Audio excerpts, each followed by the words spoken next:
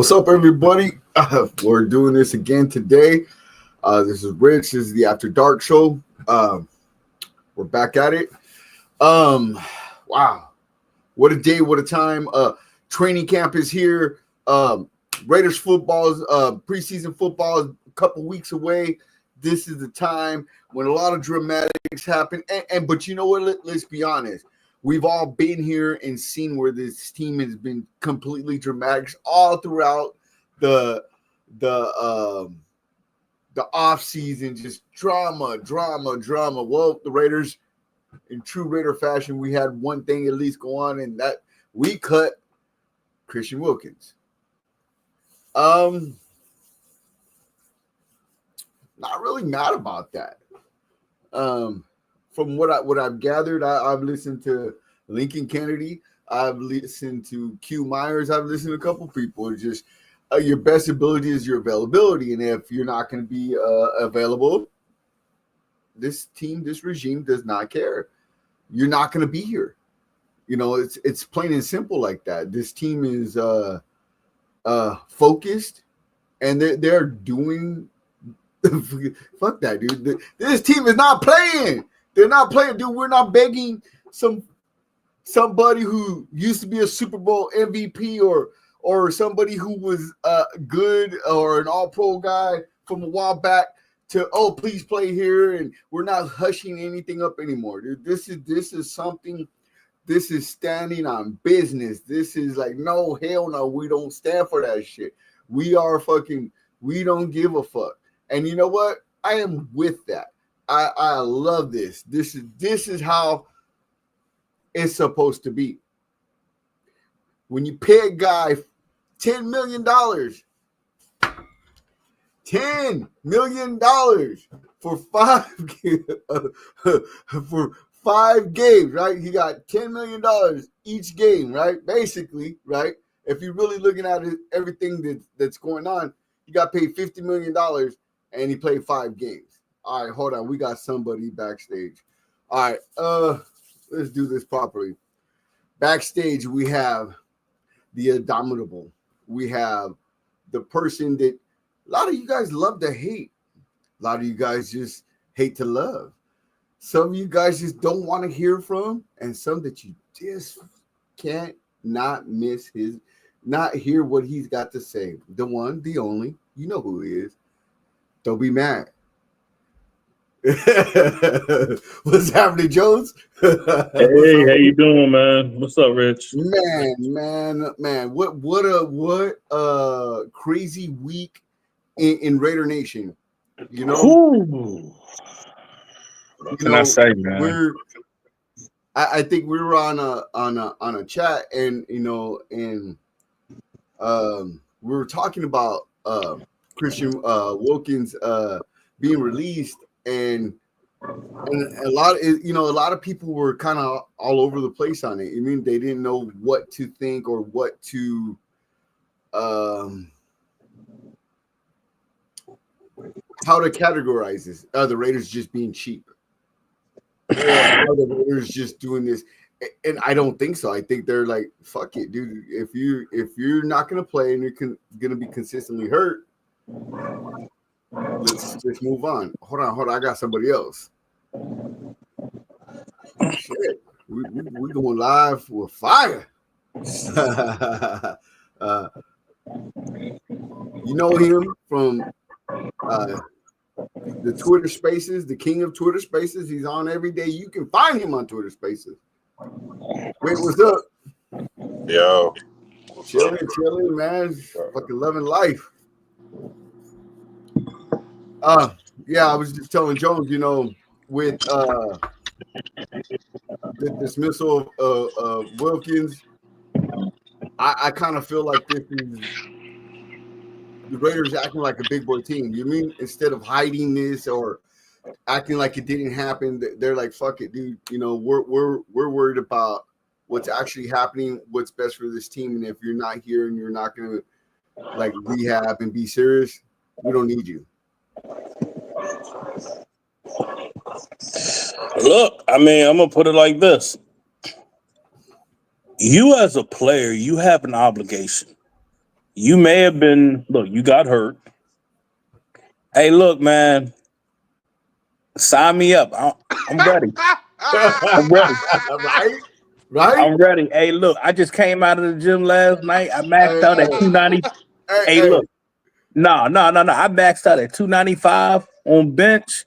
I'm getting back to 300 again, bench pressing. So damn right, I'll be ready. All right. I'm with it, though. Completely. Did 200 on shoulder press. So shit, I'm getting there. Right. If I gotta do it, I do it. Fuck it. I don't care.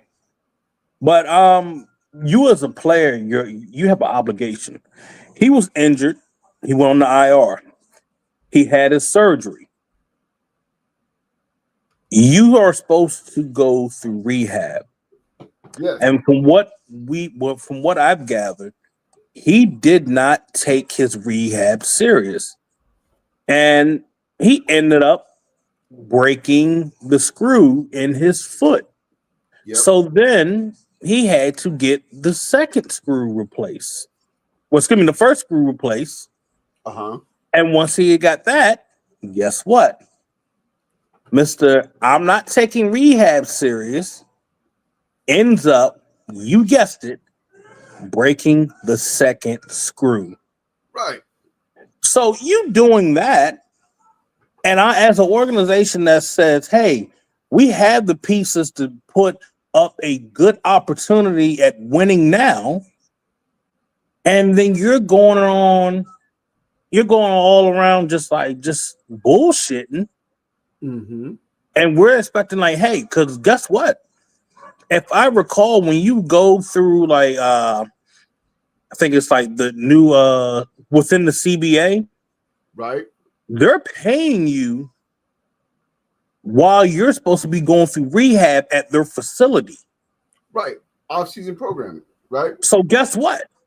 If you're bullshitting doing rehab and not doing what you're supposed to be doing, guess what? You're stealing fucking money.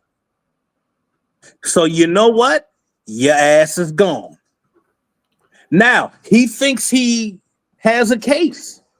But again, if you I'm going to tell you this, like I told Whit in that space, and Whit agreed, and I know a lot of you guys agreed on it. That video that Alex Bachman had put out on his Instagram is truly damning to his case. And I'm also going to say this. Now you have these other so-called stories coming out that is what's on the case of being weird and a little sus. Really? Yeah. Oh. I'm telling you, they were building their case up, man. Hey, look, it's not looking good at all. And I mean, it is truth to it. Really? Building the case up. We just gonna say somebody try to channel in the inner Dwight Howard.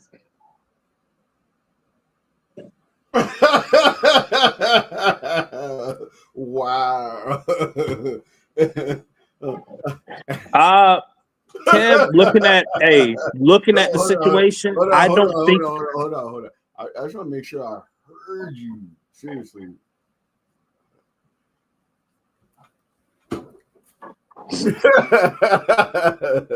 Someone wanted to channel in their inner Dwight Howard. Oh. Hey, bro, it started so good. It started so good with him. You know, him screaming Raiders at the motherfucking Hey, it's always that one that got the strongest battle cry. Right? But Kev had a question. Can you put that back up one more time so I can look at it? Let's see. Will he end up getting any money in the arbitration? So here's the thing. He could have had an injury settlement, or he could have sat on the IR. Right. And he would have got like a certain amount, but he didn't want to do that. So the way this is going, I don't see him getting a dime. But knowing how the NFLPA is in so much of a bad situation right now, they might chalk an L on this. Now, at best, maybe the agent might try to work something out where he may be able to get at least $3 or $5 million out of it, and they just shake hands and everybody go their separate ways. But okay, but I mean, let's be honest though. This man has made $50 million and only appeared in and you're absolutely right, and that's what I'm saying. Like, he got most the money. He got cashed out for this year already, and then he also you got to pay some of this back, and then you also got to remember, and now the other thing I think mainly he's crying about is because he had to do his restructure. But again, he got what he got his cash out. He got his cash out within the year. Within the year, you get signed restructuring. Yeah, I can understand that. But he got his. But again, he got his cash out. But again, the evidence are stacking against him to the point now where you might as well just shut your mouth, take what you got, because again, from what now, like I said, from what I'm gathering, do you see any players crying about this? No. You don't see Max crying about this? No. You don't see Geno crying about this? Negative. You don't see Brock Bauer or anybody saying a thing about this. Nothing. So that should tell you something right off the get-go. Your ass wasn't here. You wasn't locked in. You wasn't all in. Hey, fuck off. Because these guys are. I'm with that. Bro, and the thing of and Carroll gave up on. But you know, I'm not done. I'm not done. Because a lot of these guys that are there, they are truly bought in to what Pete Carroll and John Spytek are selling. Right. This is the first. This ain't like how people heard last year, like, oh, well, we heard something like that similar before. No, these guys are fucking all in. Ain't nobody missed no mini camp. Right. Everybody came in. Colt Miller was supposed to be holding out, right? Colt Miller's there. He talked to Pete, and guess where he's at? You know what I'm saying? Everybody is there. They're happy. It's a positive mindset. Everybody is working together because they believe they can do something better than what people are expecting them to do this year. And right. when that kind of vibe and energy is brought together, the sky is limit. The sky's unlimited. I mean, shit, you can do whatever the fuck you can.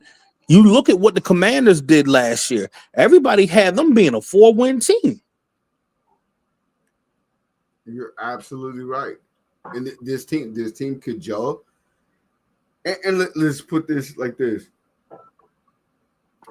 Pete Carroll is the most optimistic person I've ever met in my lifetime, right? Yeah. Constantly optimistic. Only great things. And when he was asked about Christian Wilkins, everything was short. He didn't want to say anything. He wanted to keep shit business. You know what I'm saying? You know, and it's like, wow. I mean, and I was kind of like, that's interesting because Pete's not that guy, dog. Pete's always optimistic about everybody, everything.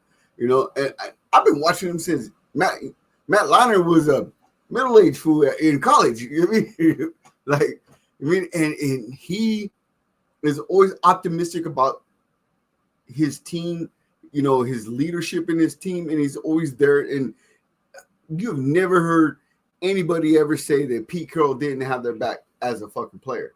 You know what I mean? And you can tell right away that Pete did not have his back. He was like, we're looking into it. You know, with those cliche ass shit. You know what I mean? And then and then move on. It was a trip, dude. You know?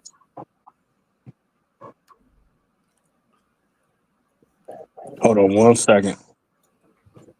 That's a bold statement, Kev. That's a bold statement, Kev. Don't sleep on that boy from Women Mayor. I'm not. Yeah. One thing Spytek did was Trying to tell you. draft guys to replace guys. If you think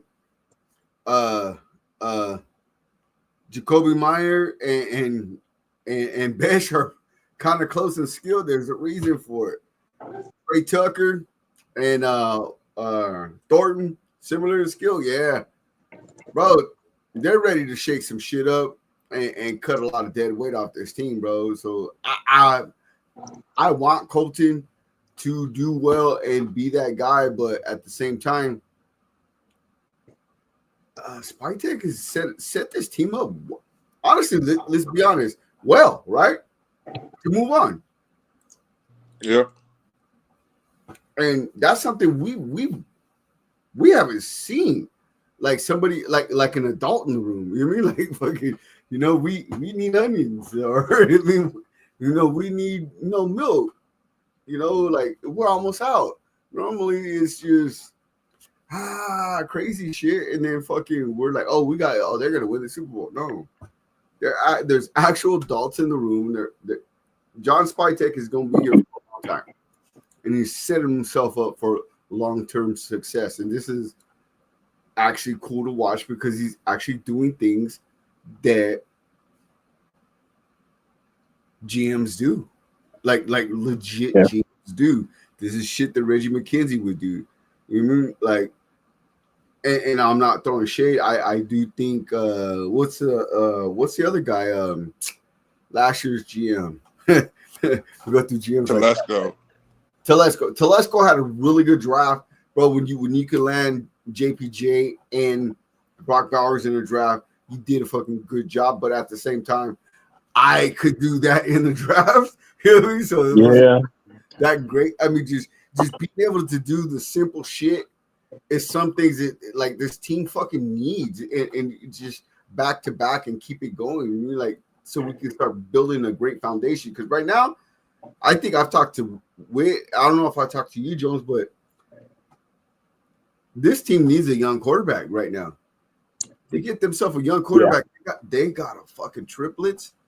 This is gonna be the best running back, best tight end, and best quarterback in the NFL for a long fucking time. And this is what you start dynasties off of. And all we do is draft well for 2 years. This is fucking crazy. You mean?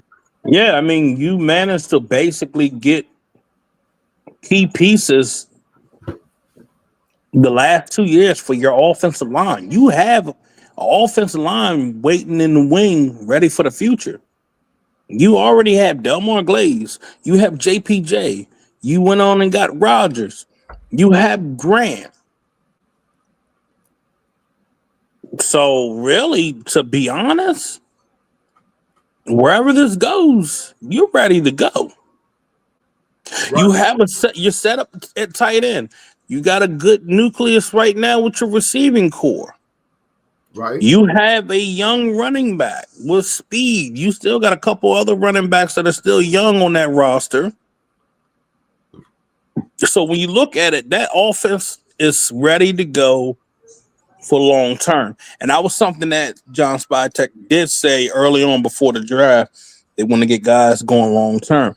Now, granted, I know a lot of people are saying like, oh, well, Geno Smith is old and all that. But, Geno is also reminding me of how Pete Carroll is. Pete Carroll started off rough in his coaching, and then, you go down the years, and then he came back to the league. He looked 10 times better. I mean, you're looking at in New England. He was winning with the Jets. He just the Jets kind of went. The problem with the Jets is the Jets are the Jets. They got like some bad mojo. They got like a bad mojo on them or something. I don't know what it is. And then he came to SC and cleared all that shit, right? Let's be honest. Yeah, I mean, then you also, but now you get the Geno Smith. Went to the Jets. Shit was fucking shitty. Ended up being a whole journeyman around the league. Bro, I should love Went, watching Khalil Chase's ass. then went to damn Seattle. And look what he look. He bettered himself, right?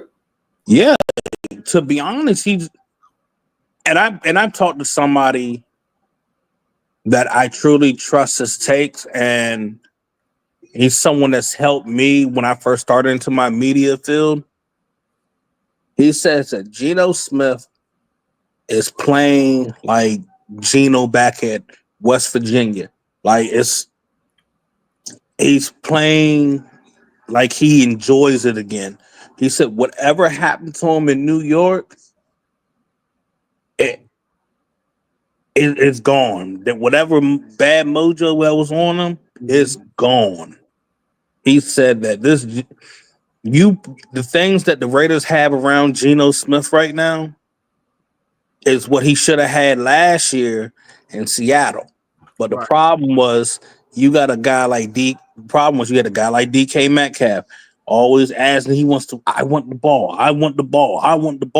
But when you get him the ball, guess what happens? He drops it. And then look, when you want your running game to get going, your guys are injured. Not just the one, but the two. Can't open up holes either, too, though. I'm not done. Yeah, the offensive line too, and your tight end running routes weren't solid.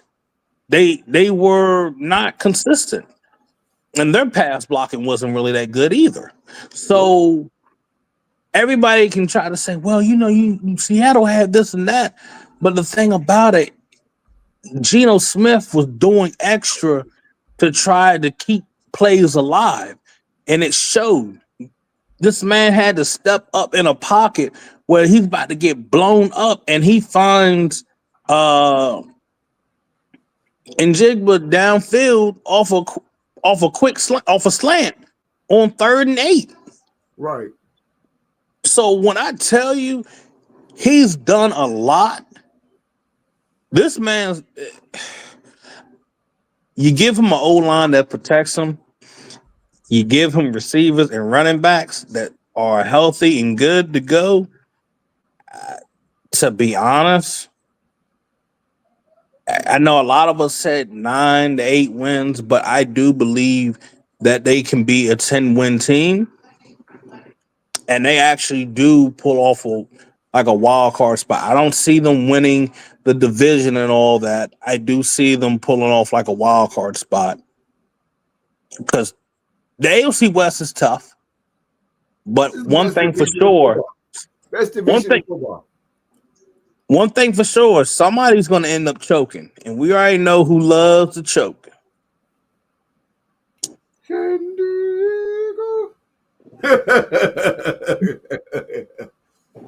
want to know what's crazy? I think it might end up being. I think Denver might end up choking. I think Denver's a lot of smoke and mirrors. Denver got some good. Don't get me wrong. Denver got some good pieces, but I like Bo Nix, but I like him as a young prospect. But we all know what happens your sophomore season. Mm-hmm. Yeah, well, I mean, we'll see. But there was some games with Denver where I was like, Denver kind of had like more of an easier schedule. 4th place schedule, right? Yeah. They had a last place schedule, and they made the playoffs. Honestly. And if you really want to be honest, the game we went into Denver, we were beating them. We had them. But, Gardner nose picking Minshew, hey. You mean booger eating Minshew? Oh, yeah. Booger eating Minshew. This man, insane, he throws like the worst pick 6 ever and just starts falling apart. Right. And then when we played him at home, let's be real here. Our defense was giving them the work. Our guys were staying on them like, yo, we might actually beat Denver here. Offense couldn't stay on the field though. That was the problem. Defense could have won the game, but the offense couldn't stay on the field. Exactly. So that's why I'm saying, I wouldn't sleep on this team. And if anybody is sleeping on this Raider team, well, let them. Hey, I've heard a lot of people say in the first time in a long time that they're happy, they're excited because this is what they want. They want to believe in the Raiders. They want to believe that our squad is going to come out and smack you in the mouth and make life hard for your fucking team. You will not beat the Raiders easily. You're going to have to fucking suit up, put your chin strap on tight, hold on, because it's going to be a fucking physical match, and you're going to fucking have to earn every goddamn inch of fucking every blade of grass. Right? That's real. This is what Pete Carroll brings to your squad. This is the type of fucking mentality he brings to the squad. And I'm happy to see this, and I'm happy that it's happening because you know what? This is something that I've been dying for this. I bought in the Fat Necks bullshit. For what? I don't know. For what? I don't know. But I bought in. I was all in. Did I think we was going to win the Super Bowl? No. But you know what I mean? But hey, you know what? With Pete Carroll and John Spytek there, I'm kind of like, well, I mean, there is some odds where we could win it all. You know what I mean? Let's be honest. You mean like there are some odds we can win it all. I mean, let's be honest. And like the Geno Smith arc, I think we talked on a couple days ago about Geno Smith's arc kind of being like Rich Gannon's. And I said, and like I always do, because I'm I guess I'm pessimistic, not optimistic. And I said, that's the exception and not the rule, right? But the more you look at it, right? This could be Rich Gannon arc. They're very similar players, except for Geno could throw deep like a motherfucker. Like a motherfucker. Where Rich, he was precise and everything else, but you can build around players like this and you can build a juggernaut. Because at those times, dude, the Pittsburgh Steelers didn't want to see us. Nope. New York Jets didn't want to see us. The Patriots didn't want to see us. Nobody wanted to see us. The Broncos had just won some Super Bowls and shit. They didn't want none of this. We we were constantly rolling rough on these cats, dude, and this could be the start of that. You mean like Rich Gannon's 1999 season? Remember, made it all the way to the AFC Championship. Yeah. You mean? Hey, like I said, keep that man up on his feet, and these receivers do their job, which we shouldn't have no problem with. Hey, I'm gonna be honest. I'm gonna be honest here. Receiving too, though. Geno Smith, there's a possibility Geno Smith could throw for more than 4,500 yards. Okay. I just want him. You know what? I'm really, really interested in Geno Smith doing well is being good in the red zone. Well, when you have two good tight, your tight end core is great. Okay, let's just go and say that. Like alone, just having Michael Mayer is good, but now you got Brock Bowers and Michael Mayer. That's just great right there. Right. And then you're gonna be able to have your running backs are coming out of the backfield to do what they need to do, like Raheem Mostert, or like you having with Ashton Genty. And then you have big body receivers that can do what they need to do to try to win those one-on-ones. So you have guys that can be threats within the red zone. Right. And who is it? I'm also going to add Ian Thomas, the third tight end. That's another big body tight end that can. Tight end. What's the cat used to love to talk about all the time? Oh my gosh, the cat that Hunter Renfrew blew up on special teams. Parham, Donald Parham. Yeah, leave Donald Parham alone. that was your dude. You know what I mean? Hey, I tell you this, he's still in this league. Hold on. I think it's in Denver now. What's up? Chilling. We're live right now. Oh shit, we enjoy. Shit. I'm doing yard work. I'm not finna do nothing. Oh shit. All right. Hey, say hi to everybody. What's up, babe? Robinson, get your bum ass in here. Yo, What's everyone? You hear that? No, I heard something. I don't know who that is. Oh, hold on. Say it again. Robinson, get your bum ass in here. It's your daddy. yo, That's not. Robinson's confused. He's just confused. Boys, enjoy. All right, man. I'll hit you later. That's funny. Nah, man. What's up, Whit? oh, nothing. Okay, yeah. Just I thought you was gonna say something, so I want to make sure you have the platform for it, big dog. But hey, I'm gonna have to charge. I gotta charge my phone up, Rich, man. Hey, I'm glad it was good to be back on here, man. Right? I mean, these things we need to do more often. We need to talk. Yeah, I'm gonna have to slide back up in here and just throw my presence up in here, you know. Right? It's been a minute. Man, yeah. But it's good to see you guys. I've been busy as hell. I've been stuck on WNBA, and then they got me handling Baltimore Ravens. So, you know.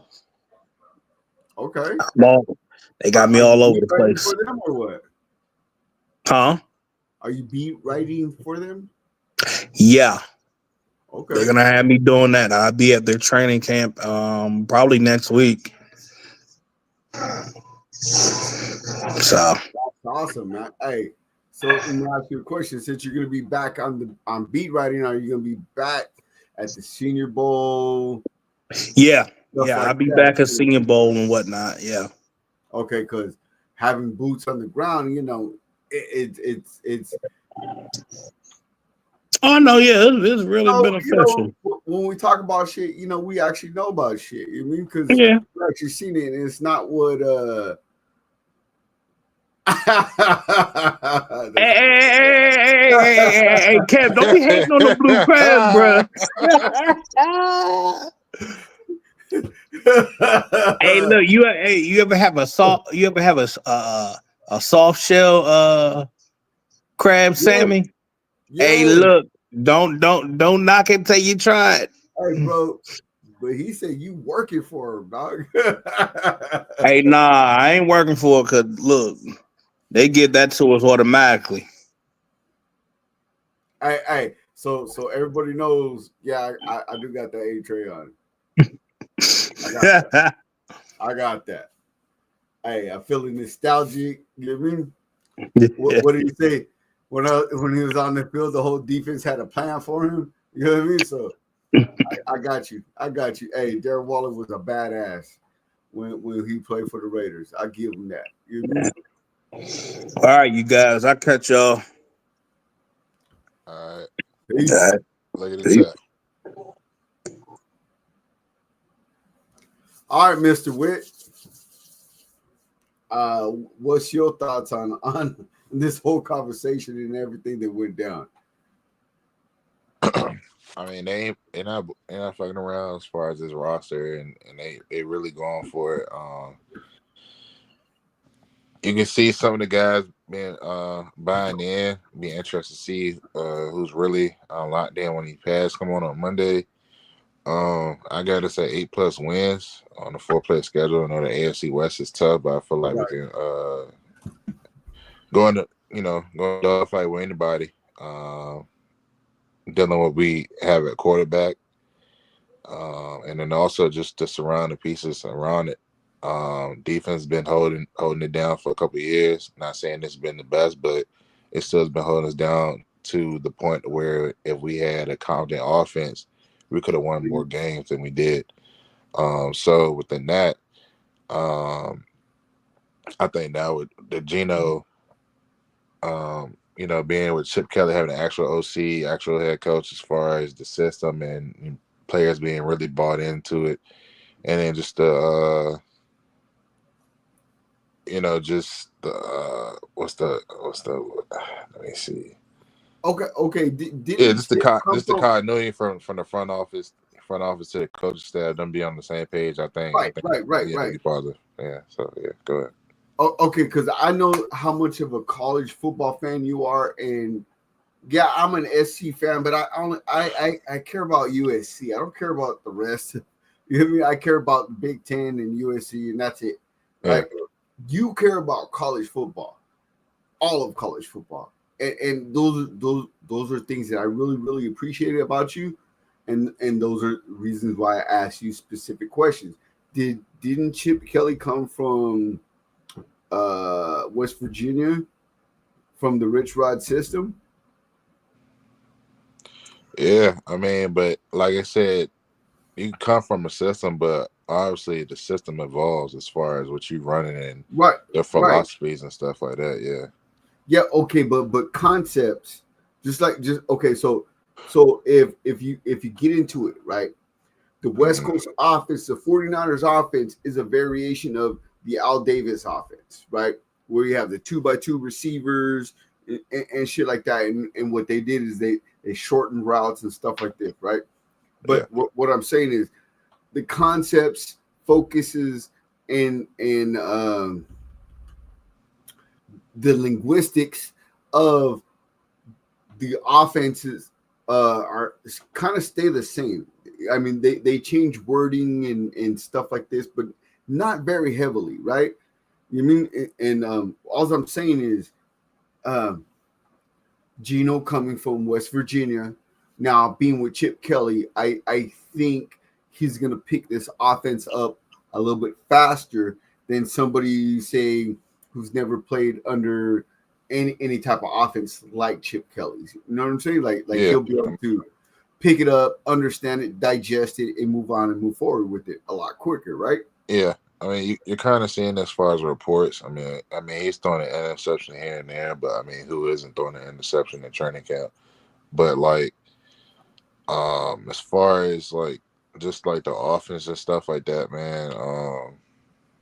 Like as far as let me start with Chip. Like Chip isn't going to like Chip's offense from the Eagles with Michael Vick and his offense with Wood Howard are basically two different things. That's just the whole thing as far as like involvement.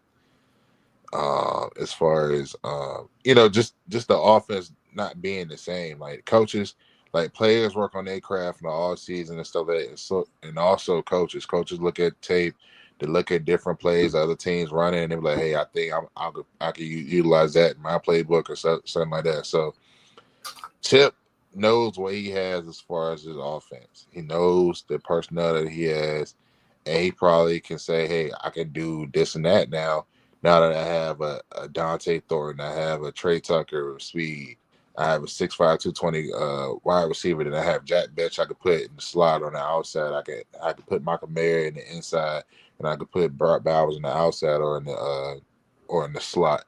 Like it's so much more they can do. And also they talked about Ashton Jennings talked about them utilizing him a lot as a receiver too.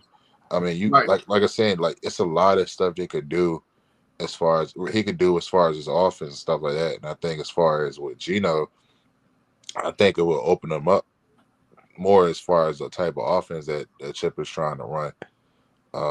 But the whole thing is that we have to stay healthy. Geno has to stay healthy, and these guys have to stay healthy. If we stay healthy, then we could be successful. But if we start crumbling down, then that's when stuff goes sideways. I agree. And one thing I noticed that John Spytek has done is put a lot of depth in the offensive line. A lot of depth, quality depth on the offensive line. And that's kind of making me feel like again, like there's some actual adults in the fucking room.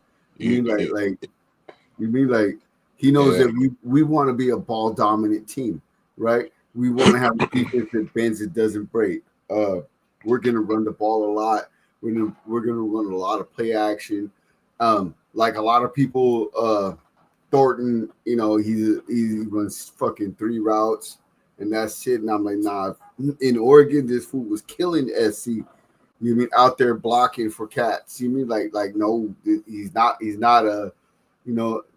Don't get me wrong. Randy Moss ran those 3 routes all the way to the Hall of Fame. You mean I ain't knocking those 3 routes, dog? But you mean like these? You mean like he's more than just a 3-route player? You mean just because he came from Tennessee doesn't mean that that's all he's capable of. And as far as with Spytek coming from Tampa Bay, their bread and butter was in the trenches, especially in the offensive line. Like they constantly were drafting, you know, small schools, great offensive linemen.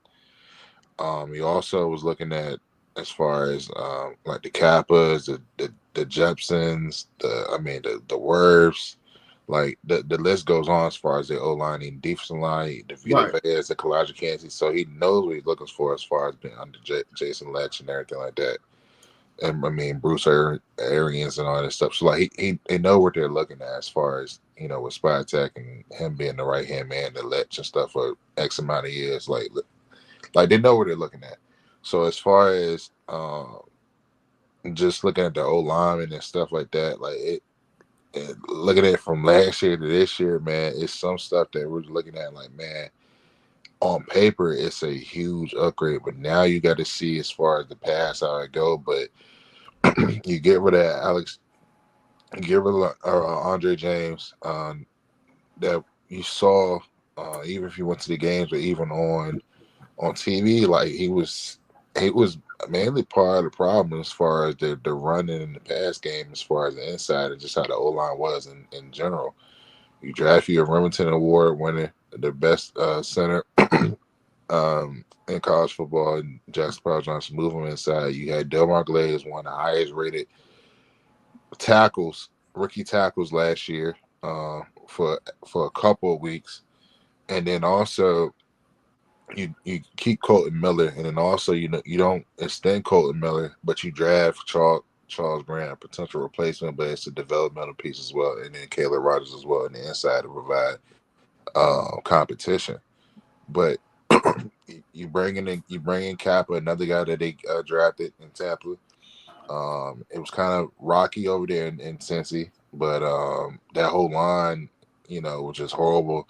But you can say, so you can say as far as what that will be with, excuse me, you could say that as far as coaching or system or stuff like that, or even the center. But regardless, he gets a fresh start here. He's still competing. He'll be competing for a starting job on top of what we already have in Meredith and Parham. So it's a lot of guys that is going to have, you know, they're going to have their eye open as far as in training camp with Spytek and everybody like that. And if they're not panning out, then they're going to be gone and they're going to be replaced.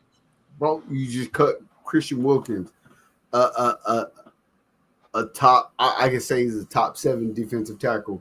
Cut him. Get the fuck on. Bro, that makes everybody in the fucking squad understand, dude, your job's not safe. And You fucking better come out here and give 100%. Yeah, and you're not missing a beat because you draft. I mean, Krista, what I'm we know glad what they cut his ass. said, yeah, yeah. I mean, it was good. Like you know who, like you know, like Krista Wilkins and stuff like that. Like you say top 15 or whatever, top 20. But I mean, shit, it didn't pan out. If you But don't that's want to why, be here, yeah, if you don't want yeah. to be here, don't stay. But that's why you drafted 2 D tackles. Yes, sir. and one could run the rock. Let's be honest. Both of them can run the rock. You know, hey, bro. Honestly, dude, I think. Honestly, this team is in so much better of a state than it was, say, 2-3 years ago. Even when they went to the playoffs as a wild card team, you really didn't understand the direction. When you're looking at the team, how they were drafting, what they were drafting, draft needs, and how they were.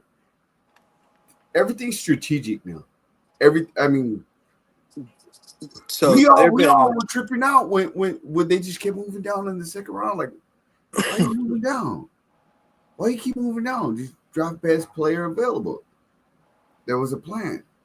You mean like there was a fucking plan. And I keep saying this over and over and over and over, but there's actual adults in the room. You mean like there's people who know what the fuck they're doing, and this is fucking great. yeah, there was concessions at the highest level, and once those concessions were made, things have turned around. For 2 straight years, you can look at the draft and say that we've gotten better at every draft opportunity. Yes, we have. Like we're not missing on draft picks. Even we're hitting on is everybody great? Is everybody perfect? No. Is everybody a starter? No. But the guys that you're hitting on are bona fide difference makers. Exactly. But it's up to Ashton Jeanty this year. Ashton Jeanty has to be that guy. If Ashton Jeanty has, I'm not trying to be an asshole, but he has to have a really good a Josh Jacobs type of season. You know, his rookie season is what he needs to have. You mean, and that's going to solidify this team as they draft well, they do business well. You don't want to fuck. You don't want to fuck around and find out because of this team, and it's all riding on a young man. Let's be honest. You know, like we've seen running backs, drafted and just pan out. I mean, and I'm hoping he's that guy. I'm hoping and praying that he's that guy. You just gotta hope that the offensive line, like you said, that especially the interior is up the far ended. But I was looking at 16, 17 wild finishes for us when we won that playoff run. Not playoff run, but when we got to the playoffs and stuff like that, Carr, MVP type season, whatever like that. And that's the type of vibes, if everything goes right, that's the type of vibes we can have this season, for what we have.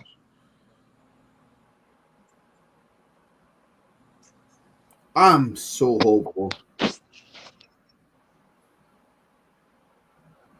I mean, because if Ashton Jeanty turns out to be a top 5 running back in this league, the Raiders have they're gonna have the best tight end in the NFL, the best running back in the NFL. You don't have to have the best offensive line, but if you can have a top 5 offensive line and have the best tight end, the best running back, you don't need much from the quarterback position. You really don't. You need to be on time. You need to make timely throws. You need to be able to hit big shots when they're there and command the offense. That's all you need from it, because your tight end is always going to be open. And here's the funny thing. our second tight end ain't a joke either, though. You know, like our second tight end is an NFL starter. Yeah. You know what I mean? For any other team but ours, because our tight end is that dude. Wow. You know what I mean? Wow. It's crazy.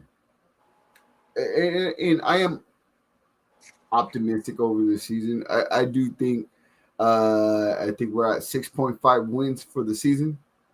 Per Vegas. I'll take the over. Yeah, I'm taking the over on that all day, dude. I got us at 9 wins. I got us at 9 wins. There's gonna be some there's gonna be some things that the Raiders can't defend, or something that, you know, let's be honest, dude. We got to play the other team and the refs. So there's some things that the refs are gonna just get us on. You know what I mean? And it is what it is. What's up, Nutty? What's happening, big dog? Ain't seen you in a minute. Hey, it's good to have you, bro. You know you always got a home here, dog. Fuck it. I'm gonna have to add you to the Instagram so you can get the invites, dog. Shit. So other than that, Robinson, what's your thoughts on? Do you see these ugly yellow and blue jerseys that the Red Sox got on? Hold on. What are you talking about? They got on some type of throwback uniform that's yellow I don't even know how it could be a throwback, but it's yellow and blue. It's one of them city. It's a city type uniform. Is that what that was? Because that shit was hideous. Man, hold on. And that I was like, what the fuck do they got on? I was trying to figure that out. That's a winning jersey. Is it? Yeah. Oh, they did beat the Dodgers. Yeah. In those hideous looking jerseys. Bro, they got a green one también. They got a green one too. Oh, he's out. Hey, that shit looks awfully athletics. Awfully. Those baby blue Blue Jay outfits is dope though. They are. Ooh. Charlotte. You know what, dude? I prefer. But anyway, so red and white. You know what I mean? Yeah, the Reds. They need to stay the way that they are. That's the way it was supposed to be intended. Right. Because that yellow and blue is not it. Because God created Adam Eve. Fucking around. I'm just playing being an asshole. But man, God created Red Sox to wear red. Red Sox. You know what I'm saying? Enough said. What an epiphany. Right. Wear red. You know, something you're not. What's understood doesn't need to be explained. You know. That's fucking funny. Let me see. I fucking Nutty's a cool motherfucker. But yeah, man. So yeah, we've just been talking about Christian Wilkins. So what'd you say about Christian Wilkins? Let's talk about that. Run back on that real quick and see what's popping off. So Joe said, there was a Dwight Howard situation. You know what I mean? I don't know. I didn't hear nothing about that, but if Jones said that's what he heard, that's what he heard. Now what I did hear is that we didn't have a Dwight Howard situation, but we did have a Darren Waller situation. That's funny, dog. Really? And you know, I didn't plan this out. I didn't even know you were wearing that jersey. It's all good, dude. Handle it. Proceed, sir. But yeah, no, I mean he was missing rehab and just blowing off rehab appointments Yup. and genuinely not taking care of himself. Yup. And and there was a confrontation, not anything crazy, but in or out type conversation. You know the type.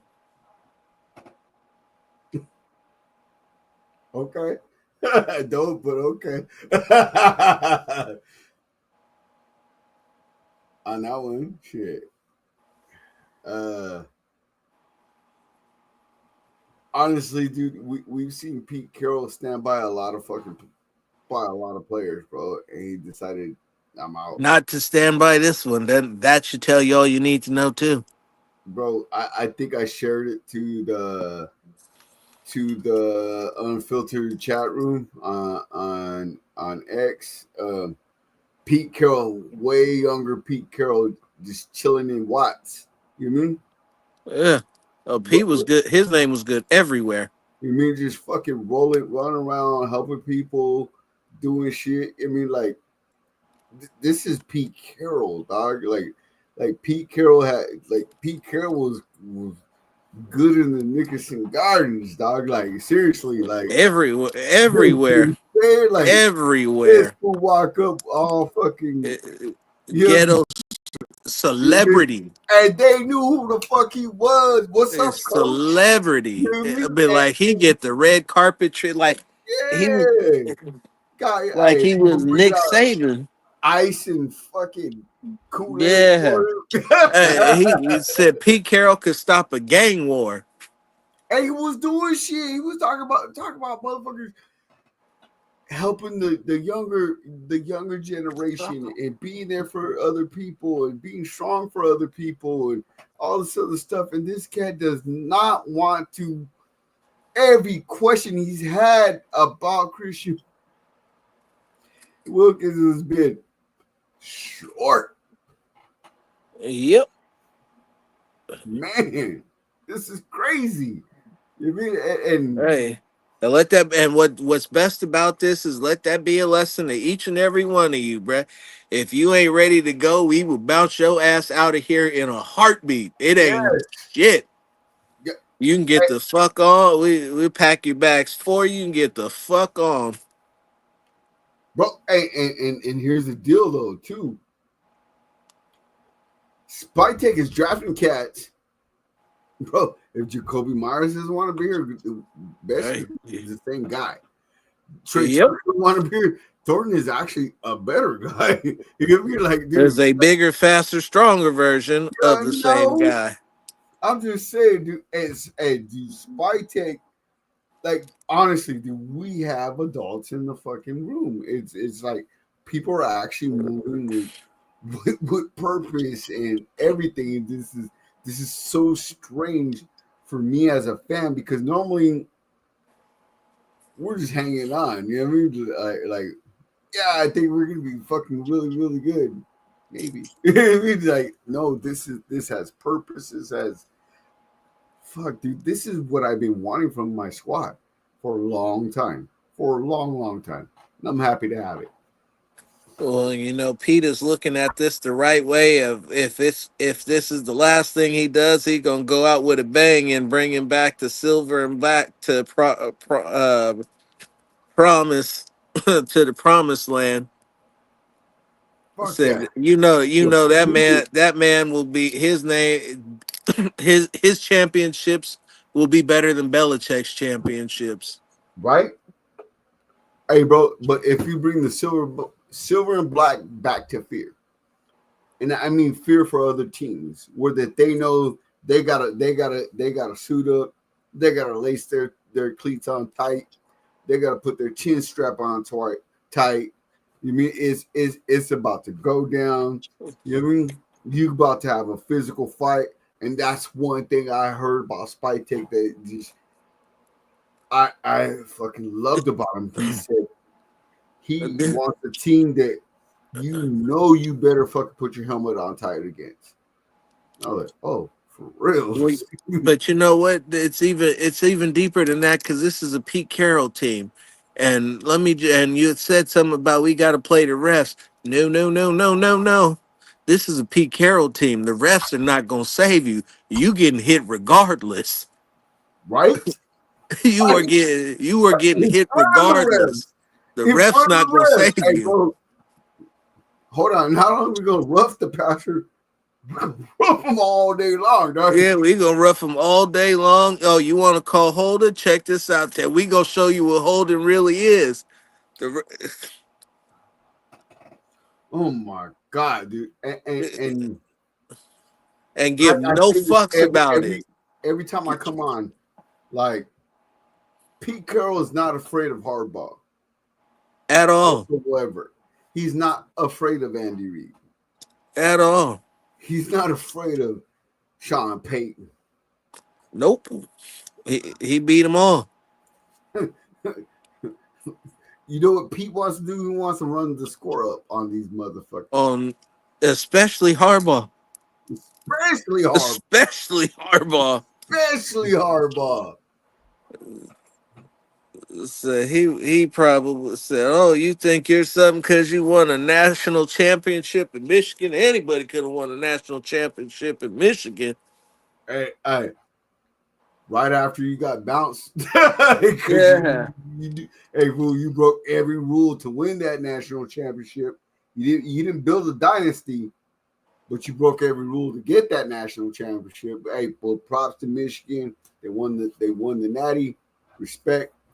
But yeah. You can see, hey, USC was still good for a minute after Pete left. You mean? There's a reason for that, though. You mean? Because he filled the cabinet, he filled the cupboards. But that's what happens when you recruit well and play freshmen. Right. And that's something that I was listening to today. Pete was like, no, if the rookies are good enough, they're playing. Yeah. This is competition. This franchise is about competition and giving people the platform and giving people a chance that most people won't. And if anybody who's better than anybody is gonna play.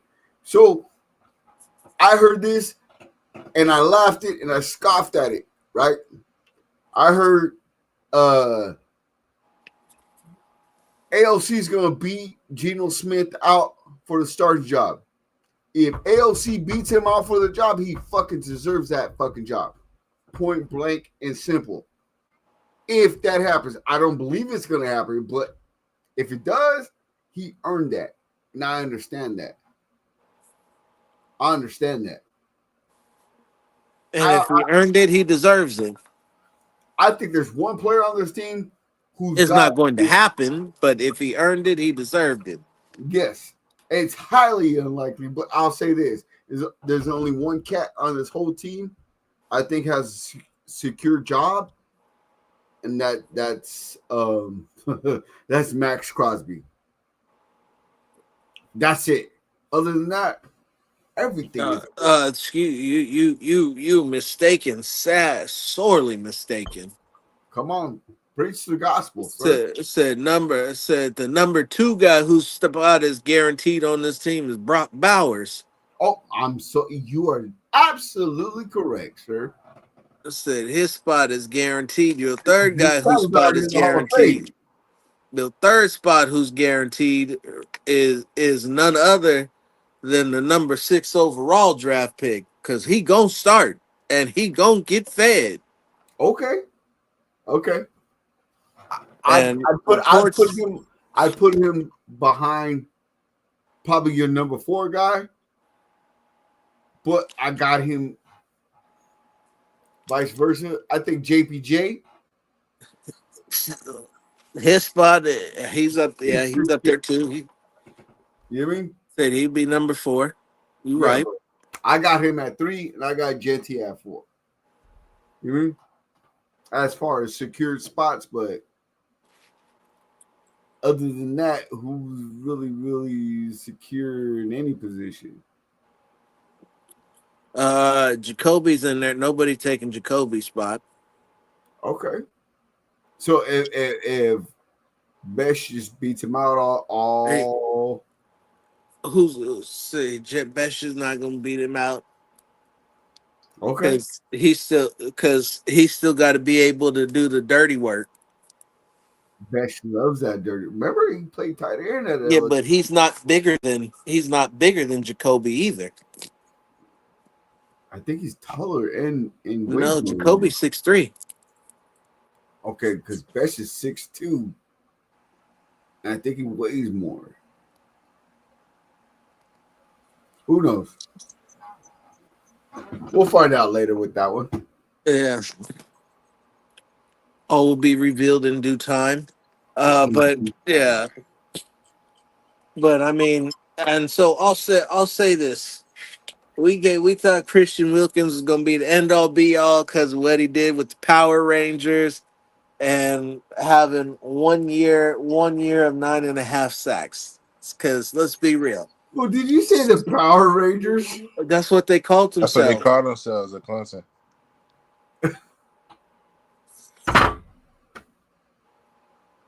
All right.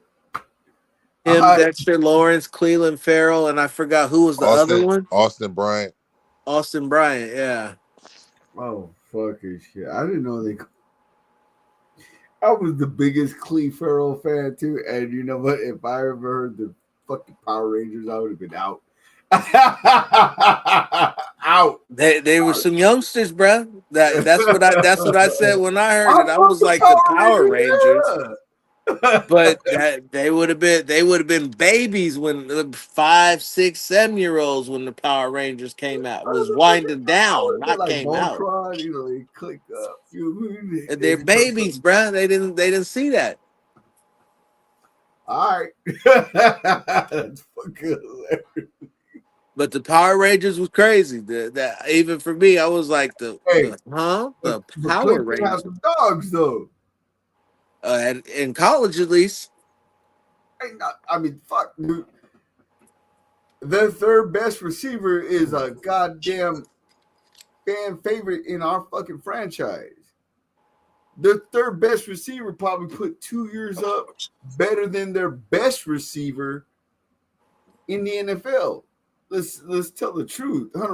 I'd take Hunter Renfrow at his best over Mike Williams every fucking day. Every day.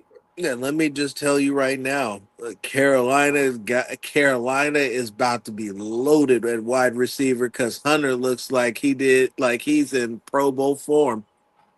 Hunter looks great. Really? Question is now, can he take a hit? Pobrecito, because Dirk laid him out, dude, a lot, dude. A lot. And it didn't work for him with Josh McDaniels because Josh McDaniels' offense is predicated off option routes. Precise ops, yes. And so the timing was off for him to do what he needs to do. But if you let him run his route, he's getting separation from everybody. He was just mixing fools. He was mixing fools, routing them to claiming ankles. It was ugly out there, and he still got the hands. Route, right? What? Let's be honest. Everybody said his China route was the nastiest China route you will ever see. Ever. Motherfucker. Hey, everybody was even Jalen Ramsey was like, bro, he got mad. I don't want to defend against that. Yeah, he got mad when we called him out for it. Right? So, like it became a real thing in the papers when we called him out for that shit. He was mad. Hey, bro, you know what was the funniest one? Is when Jones put Max Crosby on a milk carton. Max ain't never been the same. And never been the same. And he fucking always talks about they put me on a milk carton.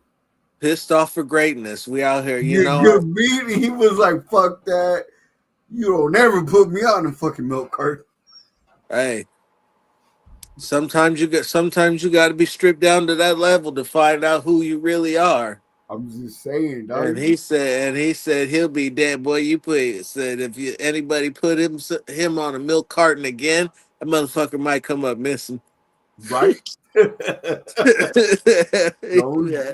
I know That you're fool, listening, dog. You better not. that fool gonna flip out on some fucking on some what the Ace Ventura shit. Right? But yeah, hey, Jones went to the Florida Everglades and never came home. Never came home. Alligator Alcatraz.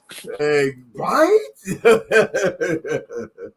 All right, look. All right, we're over an hour strong, dude. I'm gonna end this.